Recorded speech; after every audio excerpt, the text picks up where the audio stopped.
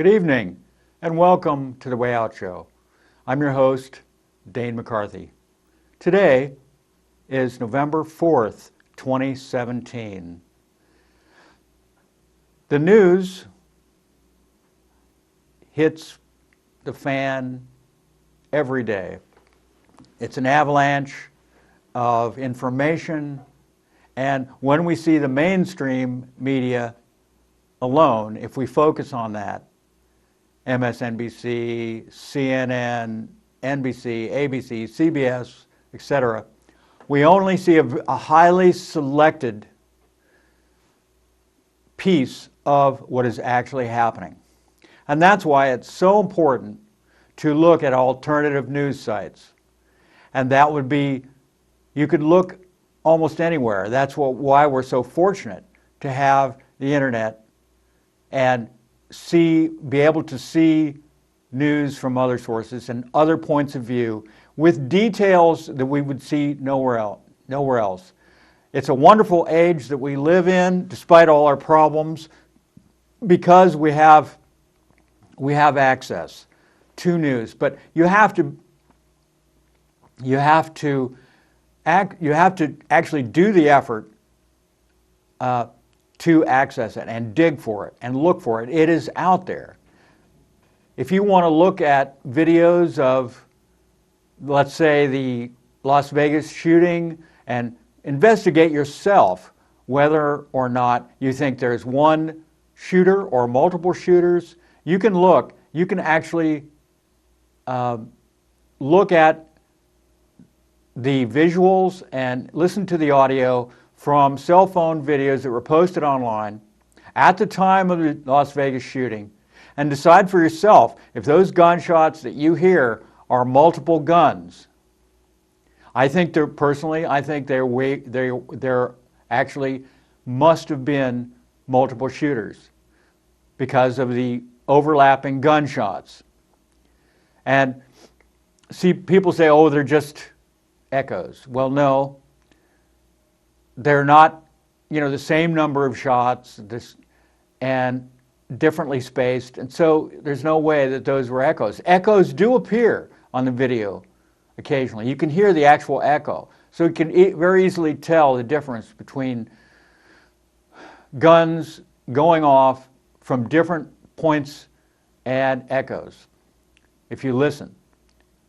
And you have people who are commenting on various videos and breaking them down and studying them. Thousands of people are studying this, let's just say this one particular instance. There's so many events that are happening. And what's going on is that many people, civilians around the world, are becoming newspaper reporters. They're becoming their own media outlet. Some of them are doing very well and becoming famous and picking up lots of money because advertisers become interested in them because they're getting so many views. It's a whole different world than the world that I grew up in which you basically only had 3 or 4 news sources, and that was it. No one else had access to cameras. They couldn't reach millions of people by a few clicks, and then you upload it to the internet, and boom, you're ready to go, and you're visible. And this has been a blessing, a tremendous blessing for the cause of freedom, liberty, equality, and you see the blowback of what happens, the negative stuff too. I mean, the exciting thing is that we have an option we didn't have before. People need to take advantage of that. Now, there are people who are putting out fake news. Yes, it's true. And this is our obligation to decide what is fake and what is real. But you know what? There's always been fake news. It's nothing new. Way back in the days before radio, before television, before movies, when there was only the print media, they had something called yellow journalism. And yellow journalism was fake news, a lot of it. They would exaggerate. They would actually make up news stories out of nothing. They would misdirect. You get a lot of misdirection. Hey, look at this so you don't look at this. And so this is nothing new. I think it's just education. It's a sense of responsibility that people have to take on their own to make up their own minds and learn and educate themselves. You get a nose, you get an instinct for what is real and what is not real if you get enough information. And once one particular news source is identified as a purveyor of phony news stories or ginned up news stories or a lot of really important omissions, then you'll know, okay, this is not reliable. This source is not reliable. And this is what we're seeing around the world. The reliable sources are rising in popularity and the unreliable sources are diminishing in popularity. And the way that's working is that the so-called legacy media or the mainstream media or what some people call the lamestream media is diminishing in popularity. And that's because they are not reporting timely, accurate news stories. And we see this over and over and over. The New York Times has diminished in its size. It's had to fire many of its employees. They're struggling financially. Who would have ever thought? And this was the top paper. This is known as the paper of record, the New York Times, the gray lady, it's been around for a long time, and yet they are so much bought and owned by the powerful forces that don't want certain information to get out to the public that they're under the thrall of those owners and the owners' owners and the owners' owners' owners, reaching up to the very top of the pyramid, the very pinnacle of the pyramid, trying to control the narrative, create the fairy tale, write history, rewrite past history, control future events, control, yes, the very reality itself is now controlled, or there is a strong attempt, a powerful attempt to control the nature of our reality. And the internet is being used for that. They're trying to control the internet. And they must control it. They let the genie out of the box, and now they're trying to put the genie back into the box. And this is very difficult because there's so many clever people out there who are finding ways around it and realizing, look, I can do this, I can do that, I can bypass this, I can get on social media and tell all my friends, and all my friends will tell all their friends, and all their friends will tell all their friends not to go here, but to go here. This is where the real information is. And so it's so crucial in order for us to survive and prosper as a democracy in the United States that we should have access to accurate, timely information. And an example of the kind of dinosaur media obstructionism is, just as an example, the information, the documentation about JFK, the JFK assassination. That happened almost 50 years ago, over 50 years ago. It happened in 1963 when our president was assassinated. And right from that time on, there have been people who have questioned whether or not Lee Harvey Oswald acted alone, or in fact whether Lee Harvey Oswald was even involved at all. And as he said at the time, and this was caught on camera, "I am just a patsy." He was interviewed for about half an hour or 10 minutes or 20 minutes. And that right after he was arrested in secret. That interview was never recorded, and no transcript of that interview has ever been released. What did he say? Did he lay it all out, what really happened to him and who he really was at that time? And he thought that, that would be enough. But then he realized that to, get him off, hey, I'm working for the CIA. But the information was supposed to have been released, and it was, but again, not even the President of the United States has the power to get the documentation of JFK released. The CIA is that powerful, the FBI is that powerful, that Trump, even though he wanted to let all that information be released, he was unable to do so because it hadn't been redacted. All the information hadn't been redacted that they thought would be sensitive. How is it possible that the JFK assassination information that they have could still be sensitive? Unless the CIA and the FBI were somehow involved. And they don't want the American people to know that because they know it would be over for them.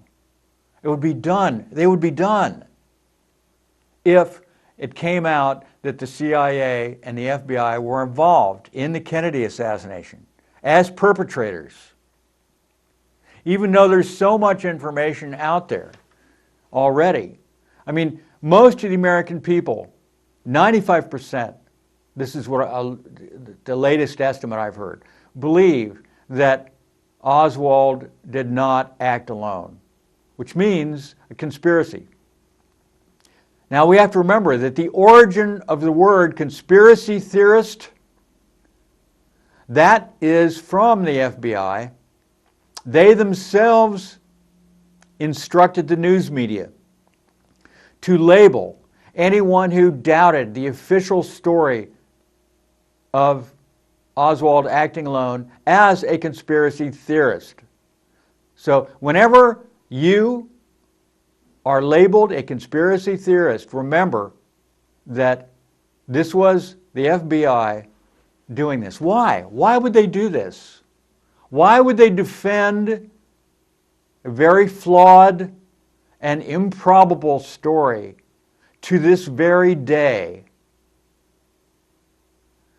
And, the apologists on the mainstream media will just tell you, oh, the CIA and the FBI. Well, that's just because it's what they do. They just are obsessed with secrecy. Like, that's, letting them off the hook. That's a rationalization.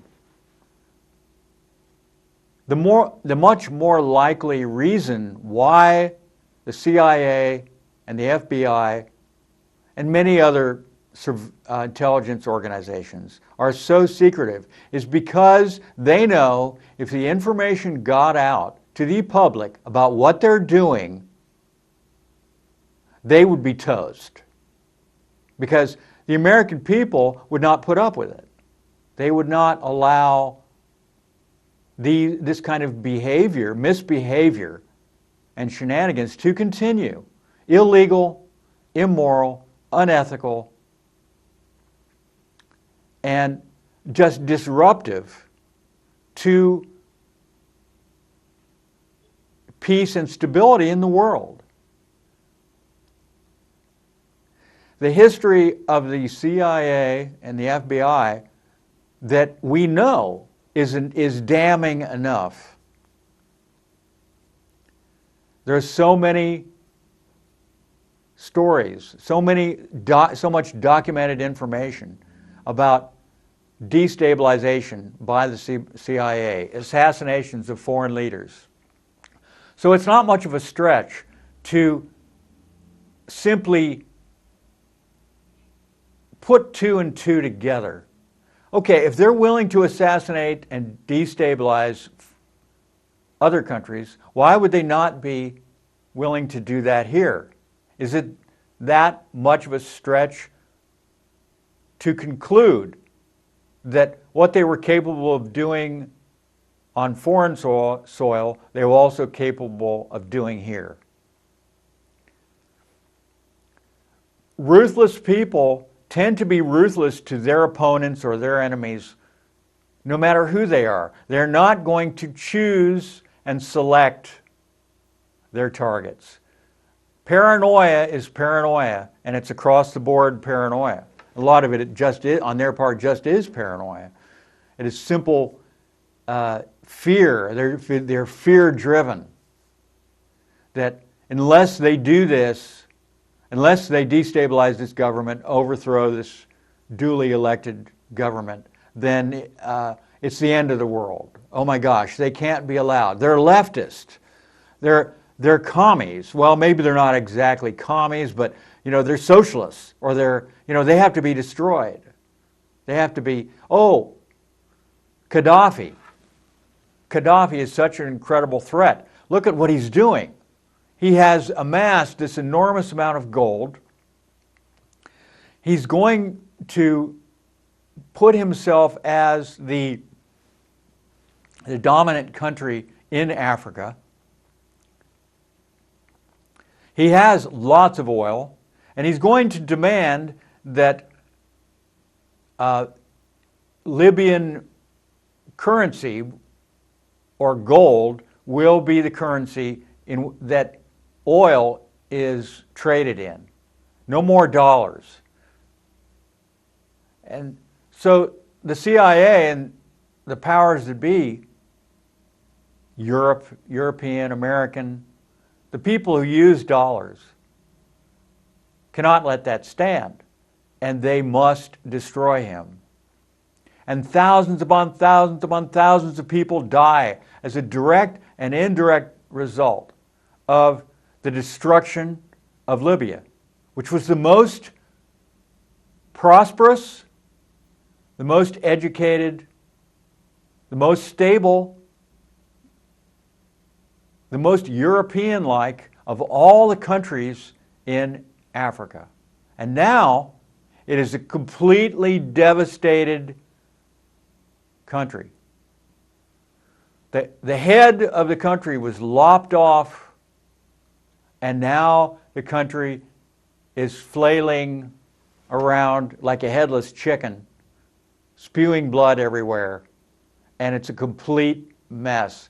Whether you have gangs or tribes competing for power, and you have genocide against the black citizens of Libya by the Arab citizens of Libya, which didn't happen under Gaddafi. Now, I'm not saying Gaddafi was an angel. He was a dictator, and he was ruthless toward his opponents, toward his enemies, as all dictators are. Anyone who has that much power can only hold on to their power, and for their whole life, by disposing of their opponents and anyone who they feel is a threat. All we have to do is look at the history of the monarchy in Great Britain to see that. So this is just one example of how people who have no grounding, people who have no center, who are not aware of their center, and who rely on systems, external systems, to support them, to the exclusion of any internal stability, must behave or feel compelled to behave. They feel that they must control their circumstances. And violence and aggression and evil is the only means that they are aware of in order to be able to provide a sense of stability in their lives. And this is the world we live in. Most people don't recognize that within every human being is the most stabilizing force that is imaginable. In fact, it's beyond imagining the most stabilizing force, the most gratifying, fulfilling, and real force. It's the real power. It's the power that has no beginning and has no end, which supports this universe. It's the power of the universe. So every human being has the power of the universe inside of them. And it's available at any time.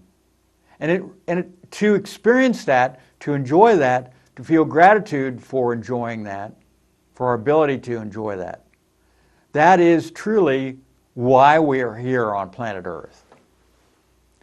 And it behooves us to remind ourselves of that as much as possible. Once we forget and we go so far afield that we lose our sense of direction and we find ourselves wandering like a lost soul through this world, then we'll suffer the consequences. We'll suffer the consequences because that's just the way that the universe is set up. The universe is set up to encourage us to go toward that center inside of ourselves and to discourage us from forgetting about it and losing our way. It's just like any pathway through life. We're on a path and we're okay. But then if we close our eyes and we try to walk through the world blind, then we get off the path. And then who knows what we're going to run into. We might fall off a cliff, we're going to run into a tree, we're going to stub our toe, we're going to fall into a hole. Who knows what is going to happen. And we'll have to suffer the consequences of not living our lives with our eyes open, fully aware, fully awake, as true human beings who are taking full advantage of the opportunities that are offered to us as a human being from our birth all the way through our life to the last moment, to the last breath of our life. That opportunity is offered to us to enjoy, to experience, to appreciate being alive, not circumstances. And this is where people feel they get led to a path which dehumanizes them. And because they don't see anything else beyond just the pure physicality.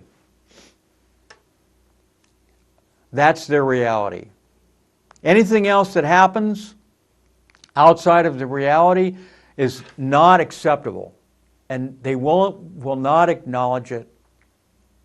So many people place themselves in a box, and they're quite content in that box. That's called the comfort zone, I guess. Oh, this is my comfort zone. It's kind of like those safe spaces that the young people hide in. Well, you can't live your whole life in a safe space. But the true safe space is not a physical place, it's inside. That's where the safe space is. And it's the essence of who we are. And it's holding on to the hand of our father or our mother, you could say, or our brother. Some somebody who is going to keep us completely safe. And this is a metaphor. And if you can use the metaphor that the world is like a carnival or a huge fair. It's full of action and movement and acrobats and jugglers and people milling around and so much action, so much color, so much noise. What does it all mean? And it's very attractive. And we're a child, and we're holding on to the hand of our parent. And we're walking through that carnival. And that's our life. And as long as we hold on to the hand of our parent, we're okay. We're safe. And the minute we let go, we're lost. And we've all, remember, if you've ever gone to a carnival or a fair, children do get lost. And then somebody will find them and they'll take them to a lost child, they'll say. And then they'll announce it on the intercom. We have a child here who says his name is Fred, and if you're his parents, come and get him. We have him here. He's okay.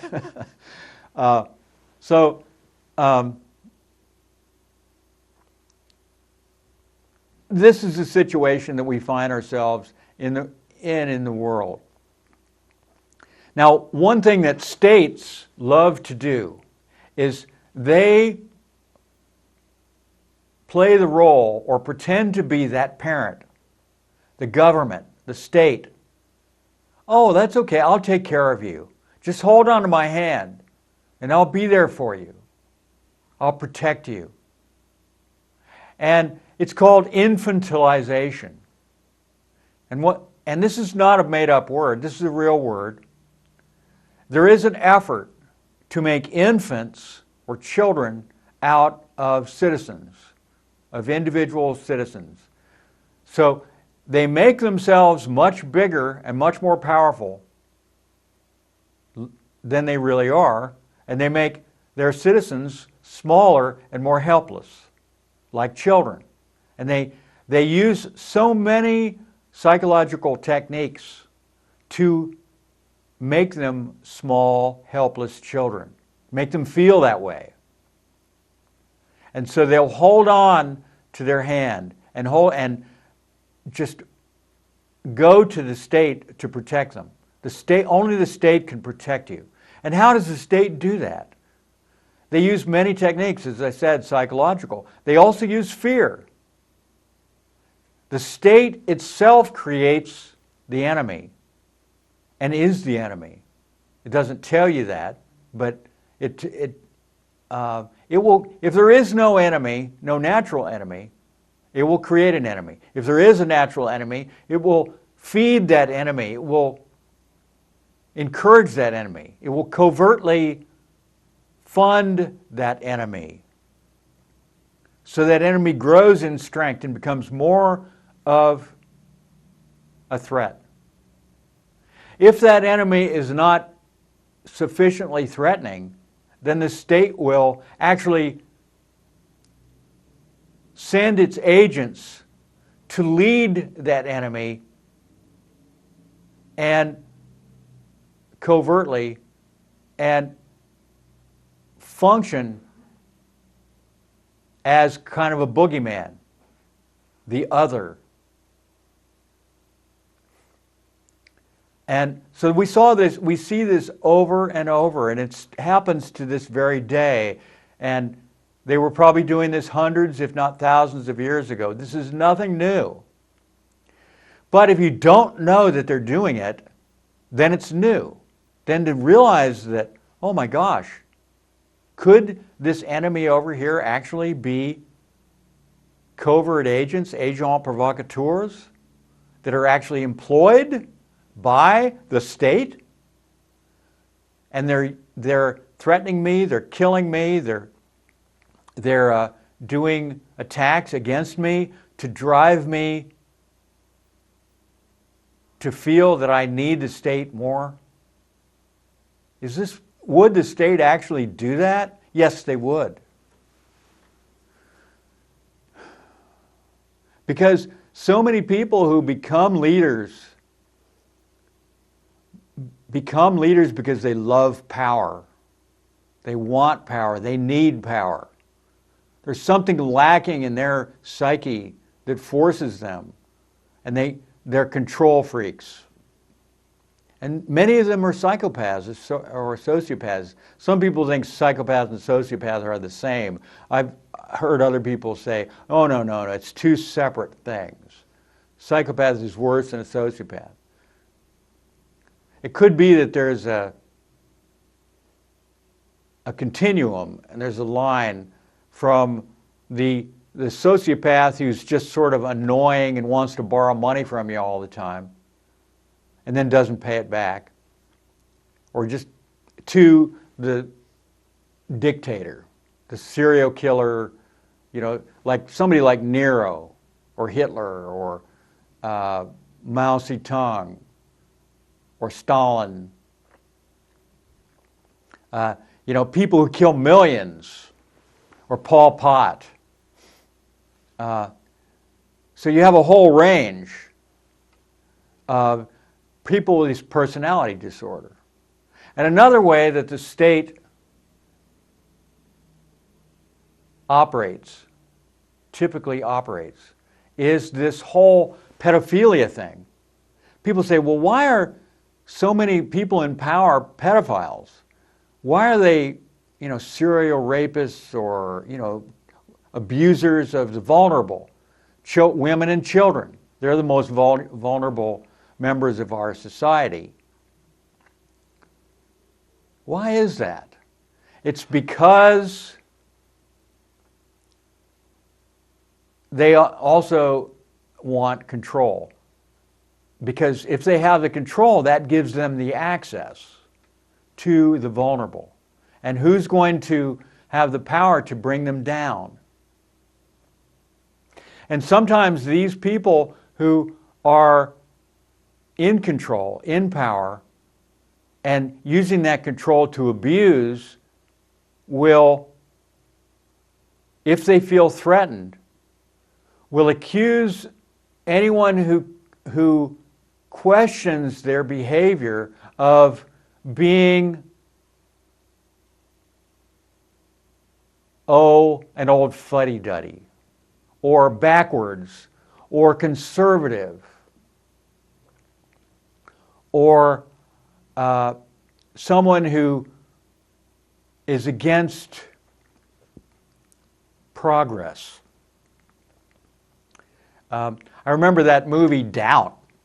Really a very good movie. And it's Meryl Streep in it. And Meryl Streep plays, now I may not agree with all of Meryl Streep's politics, but this is a wonderful film. And it's from a play. It's about an old woman who's a nun. And she's just seen it all. And there's a young priest, a very progressive priest. And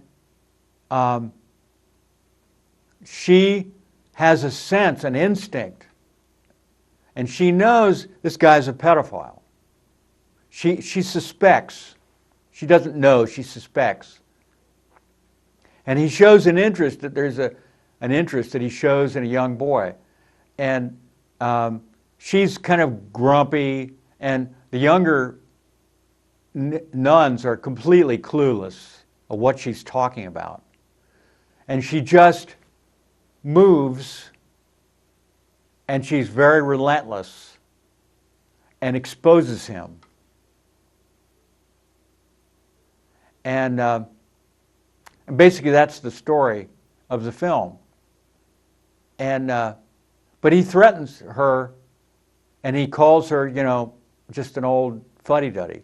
The only time I ever got called a Nazi was by a pedophile. A straight up pedophile. And because I corrected him, I checked him, I stopped him. He was very resentful. I didn't find out that he resented me. the true level of his resentment toward me for stopping him from having his way with about a 7-year-old girl, because I stopped him and I saved her from him. He was very resentful about that, and years later called me a Nazi when I ran into him years later. And it was all I could do to prevent myself from, I don't know what I would have done, but I just sort of ignored it. What I should have done probably was just gone to the police instead of just stopping him and correcting him. I stopped him in the most forthright way that I could have used, and it really stunned him and scared him a lot. And I hope it had some kind of effect on his behavior. I think it very well may have, but I'll never know. I'm talking about something that happened many, many years ago, many decades ago, back in the 70s, I think. So that was really a long time ago. But I can see now, when I think back on how somebody might use that label in order to maintain their control, maintain their power, and continue to do what they want to do, because people are afraid to confront them, because they're afraid of being labeled. Oh, you're a racist. Oh, you're an Islamophobe. Oh, you're a misogynist. Oh, you're a sexist. Something like this. So it goes both ways.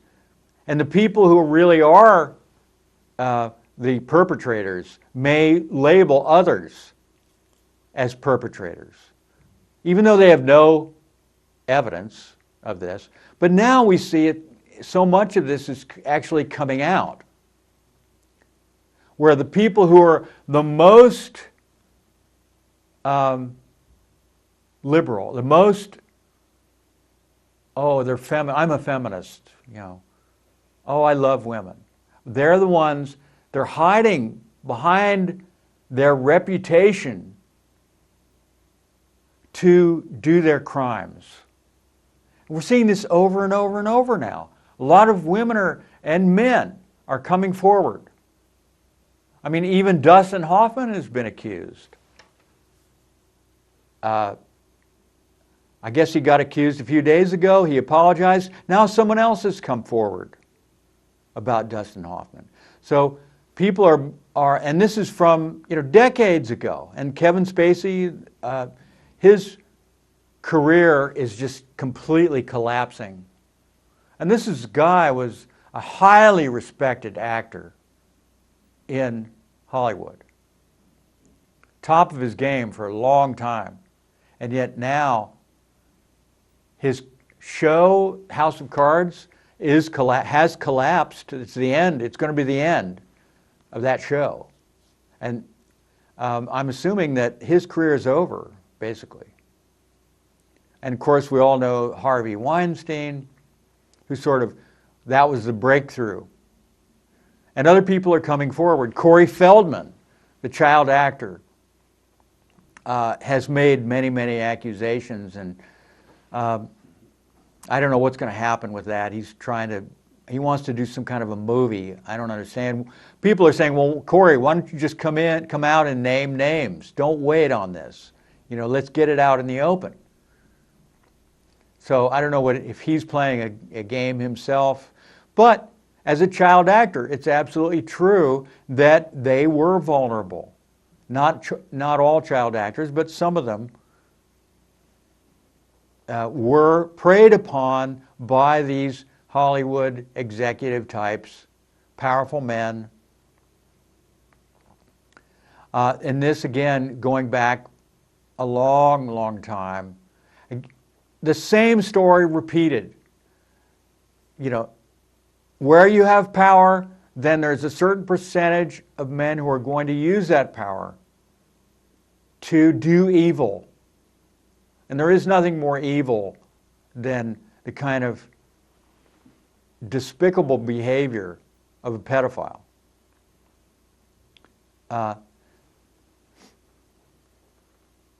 these guys better, if they ever get sent to jail, I mean, there's nothing lower in the pecking order of a prison system than a pedophile.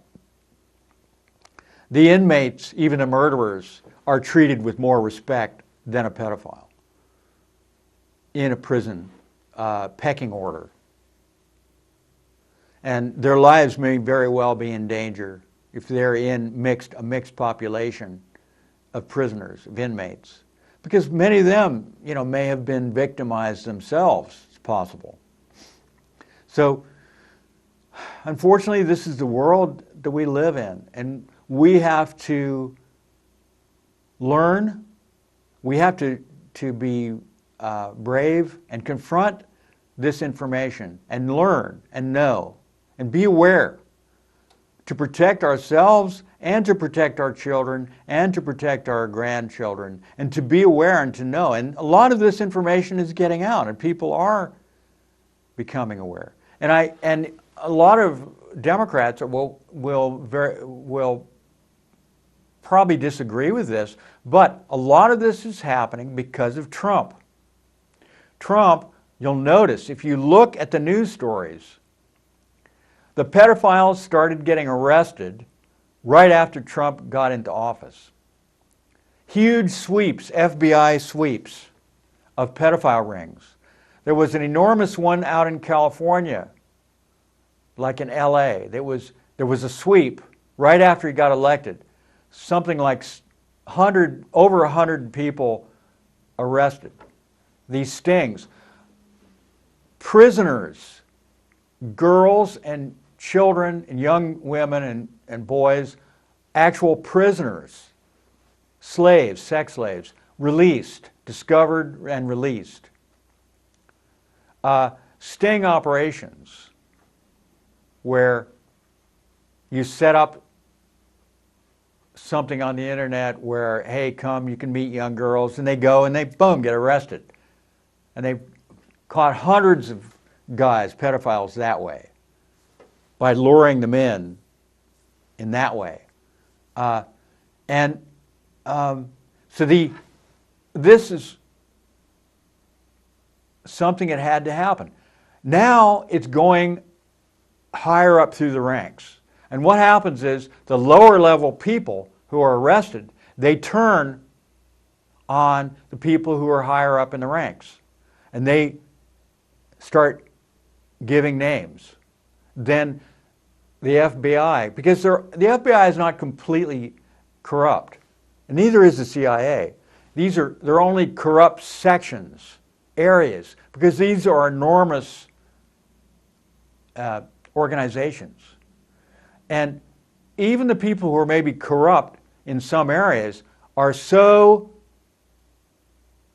focused because even the mafia loves their children. They love their children. They want to protect their children. They're human beings. It's so anti-human, this behavior, that no matter how corrupt you are, you're against it. You're against pedophilia. And so we have this rolling up, and it's going up and up. And now we're at the level of Hollywood. And it's heading towards the politicians. There have been many politicians, some of them who have been arrested, and their careers have been ruined if they haven't gone to jail. And this is a problem with politicians, is they don't tend to go to jail, too big to jail. And yet some of these people are the most egregious perpetrators. But we're seeing this beginning to happen. It's getting up higher. It's going higher. It's going higher. Because as soon as Trump got in, he said, we got to do something about this situation with the pedophilia rings. And he gave these guys the go-ahead in the FBI. And they said, yeah, they've been waiting for this for a long time. They've been wanting to break through onto these people who are, like I said, really powerful.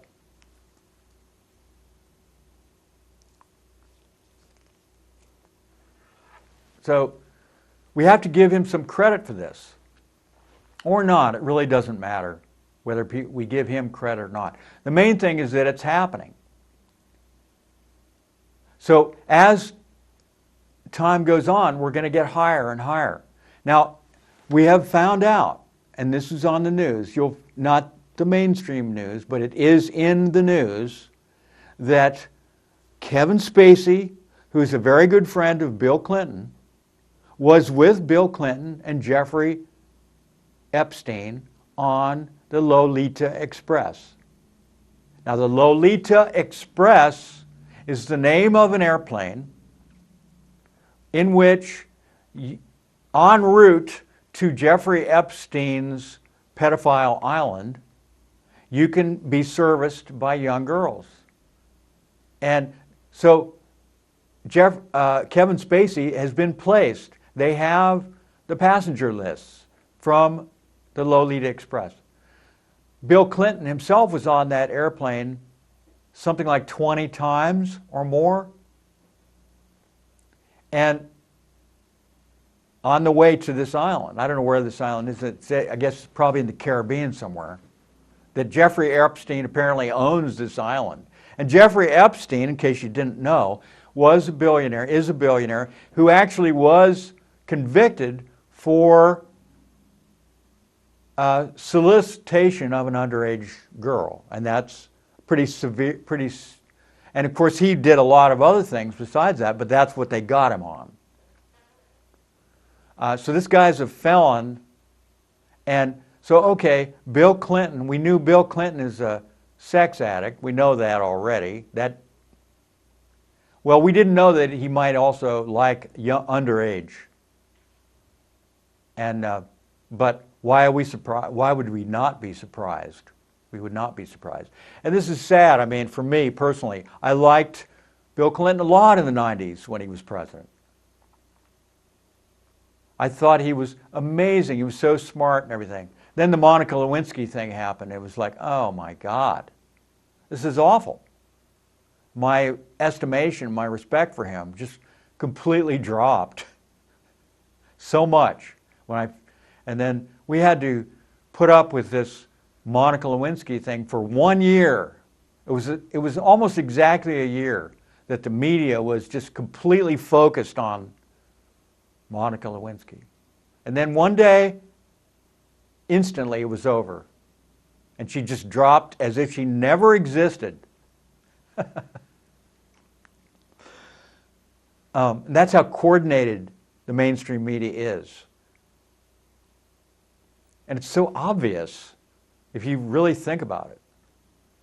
The talking points in the mainstream media are identical. If you can just switch channels and they'll say the exact same thing. Not just almost the same thing, but the exact same thing very, very often. And this has been proven.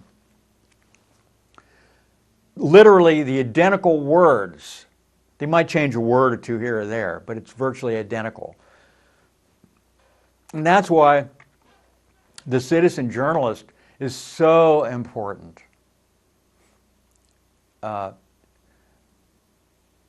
It's in this world, just like any time, we're going to be helped by information, accurate information. So, gosh, there's so much going on right now. Now, will Trump lower taxes? It looks like it's going to happen. And they say, well, oh, it's lower taxes for the rich. That's what the Democrats say. Well, the Republicans say, no, it's lower taxes for the middle class.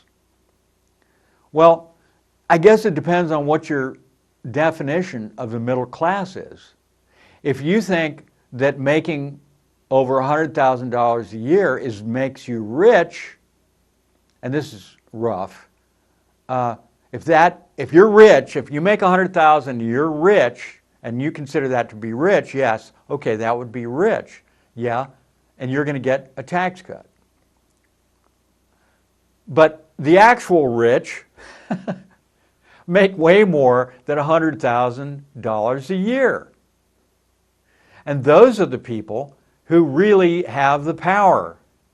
And they're the ones who don't pay any federal income tax at all. So a tax cut really is not going to affect them because they don't pay any taxes anyway. They figured this all out a long time ago. The wealthy put all their money into various packages like foundations, nonprofit foundations, and they give away money left and right. And then you'd say, well, they're philanthropists. And that's what they always say about really wealthy people. Oh, they're wonderful. They're philanthropists. And then everybody loves them because they're giving these money to these causes. Well, when you give money to a cause, you are supporting that cause.